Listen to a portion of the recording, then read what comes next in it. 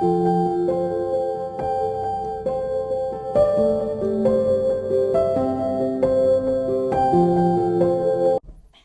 इस वक्त हमारे साथ हैं मौजूद हैं डॉक्टर असद अली नूर, सीईओ हैं हीलिंग डोर रिहैब सेंटर के। तो आइए उनसे बात करते हैं और जानते हैं। अस्सलाम वालेकुम। वालेकुम अस्सलाम। सर, कैसे हैं आप? जी अल्लाह का शुक्र, आप ठीक हो? अच्छा, असद साहब, मुझे ये बताइए कि सबसे पहले हीलिंग डोर रिहैब सेंटर का क़याम कब हुआ और इस सेंटर को बनाने का आपका मकसद क्या था? जी, healing door rehab and psychiatric centre का जो इख्तिमाम हुआ या जो हमारी आगाज़ इनागोरेशन हुआ। हुई, जो आगाज़ हुआ अप्रॉक्सीमेटली वो 2020 में ही हुआ। हम्म। उससे पहले मैं ख़ुद डिफरेंट रिहेबिलिटेशन सेंटर्स और साइकियाट्रिक हॉस्पिटल्स में काम कर चुका हूँ। और उसके बाद फिर हमने ओवरऑल एक टीम बनाई और उस टीम के तहत हमने यहाँ पर मरीज़ों को सर्विसेज देना शुरू किए, जिसमें ड्रग एडिक्शन के भी हम्म। पेशेंट्स होते हैं और साइकियाट्रिक इलनेस के भी पेशेंट्स होते हैं। अच्छा डॉक्टर साहब, मुझे ये बताइए कि पाकिस्तान में नशे के मसाइल और जहनी जो मसाइल हैं वो क्यों बढ़ते जा रहे हैं और आप इसको किस तरह देखते हैं?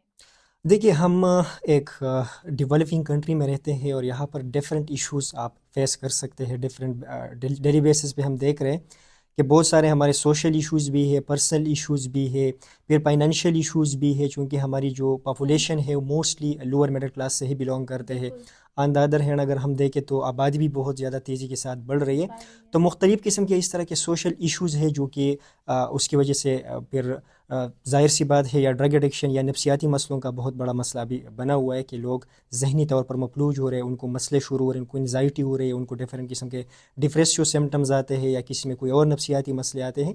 तो रीज़न्स बहुत ज़्यादा है, लेकिन जो मेन कॉजेज़ है वो ये है कि सोशल इश्यूज़, और इसके अलावा फिर अवेयरनेस भी नहीं है हमारे हम्म। पास, क्योंकि पता भी नहीं है लोगों को कि अगर किसी को कोई नफसियाती मसला हो, कोई जहनी मसला हो, तो उसके लिए करना क्या है।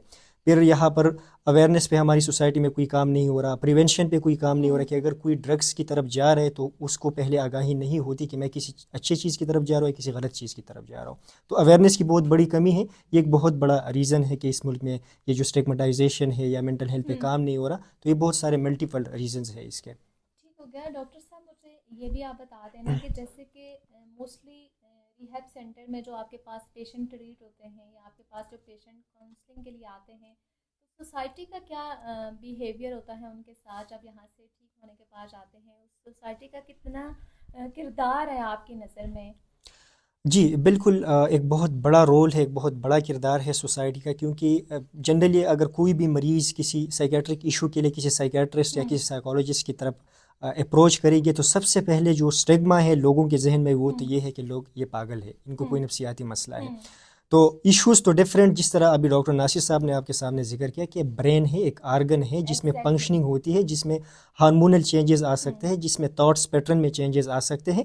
उसको ठीक करने के लिए ज़रूरी है कि आप उसी मेंटल हेल्थ प्रोफेशनल की तरफ जाए जो हम्म। साइकियाट्रिस्ट है, जो साइकोलॉजिस्ट है, ताकि वो आपको हेल्प आउट कर सके। लेकिन सोसाइटी का रोल इस तरह है कि अगर कोई मरीज़ अंदर से लड़ रहा है, वो हम्म।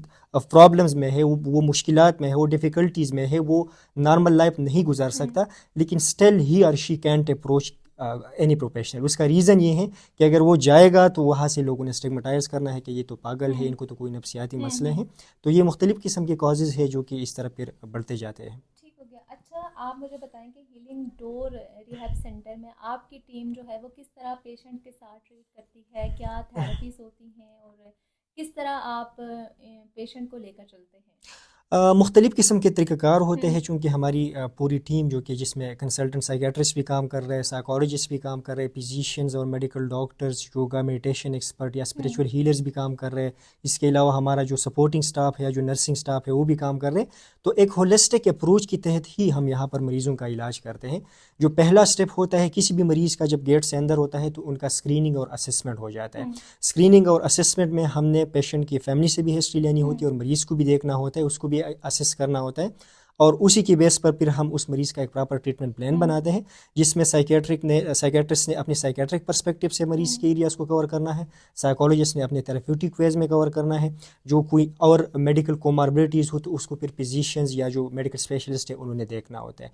तो ओवरऑल एक पूरा होलिस्टिक अप्रोच के तहत ही एक ट्रीटमेंट प्लान बनता है, और उसमें हम मरीज़ के लाइफ के हर एरिया पे काम करते हैं, चाहे वो सोशल लाइफ हो, चाहे हम्म। वो पर्सनल लाइफ हो, चाहे वो साइकोलॉजिकल हेल्थ हो, चाहे वो फिज़िकल हेल्थ हो। तो तकरीबन ज़िंदगी के हर हिस्से को हम कवर करते हैं ताकि मरीज़ वापस एक नॉर्मल लाइफ की तरफ आ जाए। ठीक हो गया। अच्छा, यहाँ पे जो पेशेंट आपके पास आते हैं, मतलब जो एक्सट्रीम लेवल के आदी होते हैं उस नशे में और बहुत ज़्यादा उनको प्रॉब्लम होती है, तो उनका क्राइटेरिया क्या होता है, उनके इलाज का प्रोसेस क्या होता है?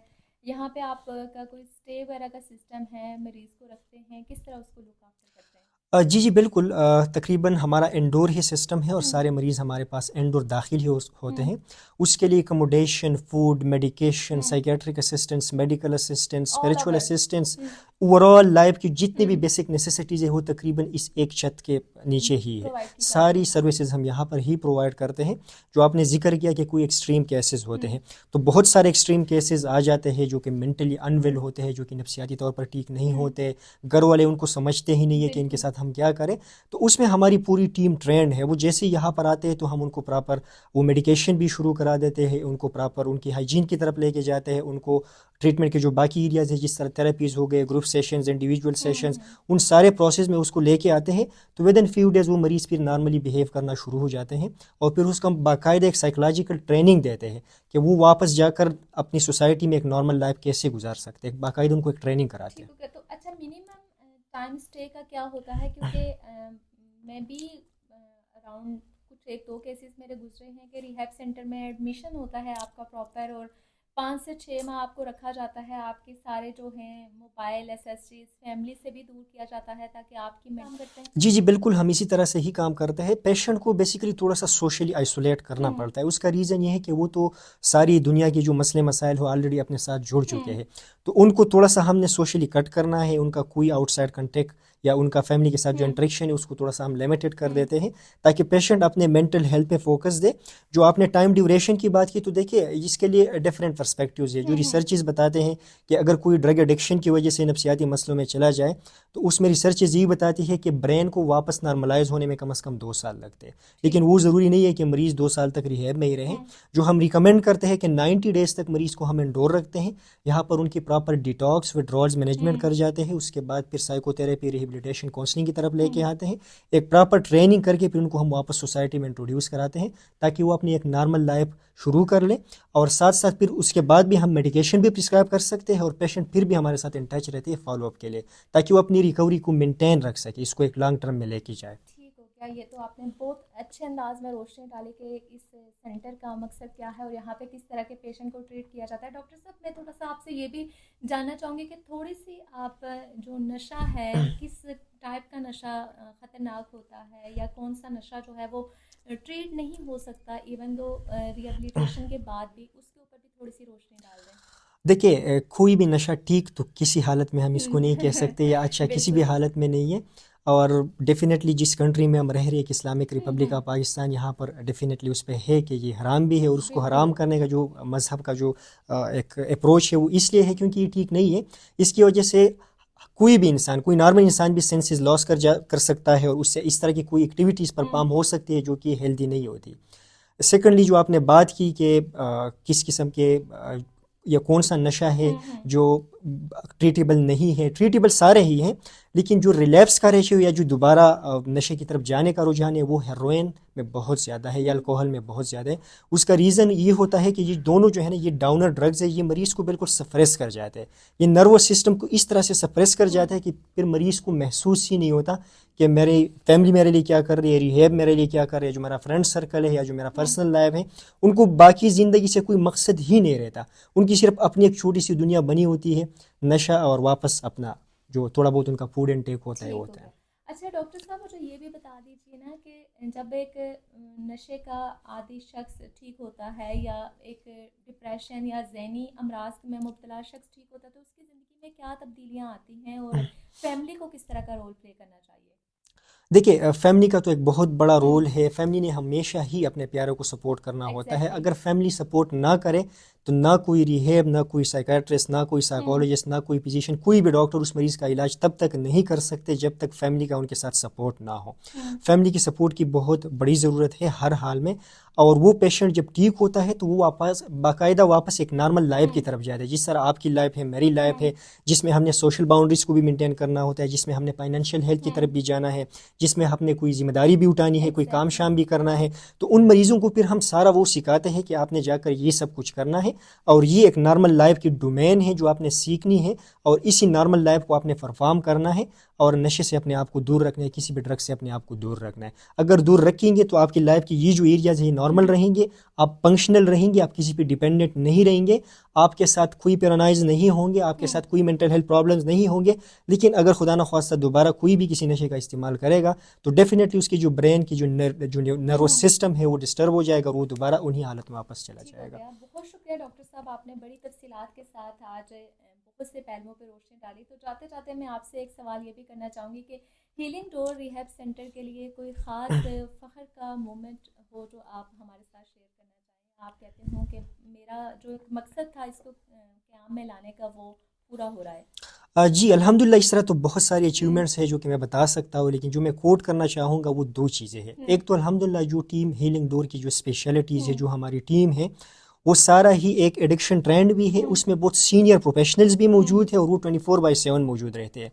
अलॉन्ग विद दैट जो हमारा इन्वायरमेंट है clean and neat, open, wide, क्योंकि रिहैब्स के बारे में जो कॉन्सेप्ट्स बने हुए बिल्कुल हैं हाँ। वो अच्छे नहीं हैं। लोग समझते हैं कि एक छोटी सी जगह होती है, एक जेल सा सिस्टम जेल सा होता है हाँ, 10 और बंदे वहाँ एक पर साथ मरीज़ों बंद को होते हैं बंद कर बिल्कुल। जाते हैं या मारते हैं या बांधते हैं, अजीब किस्म के जो स्टिग्मास बनी हुई है सोसाइटी में।